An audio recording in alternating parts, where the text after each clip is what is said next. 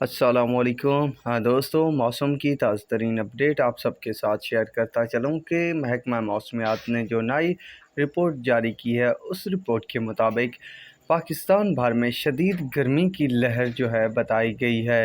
ये जो लहर है कल से शुरू होगी और 22 मई तक जो है मुतासिर करेगी।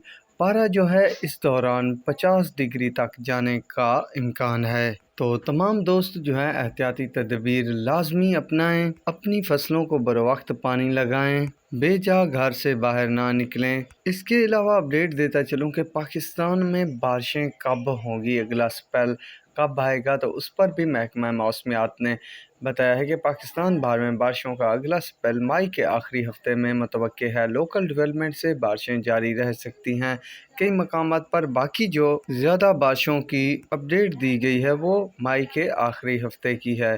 तो बहरहाल जो भी होगा, मज़ीद जो भी अपडेट आई तो वो भी शेयर कर दी जाएगी।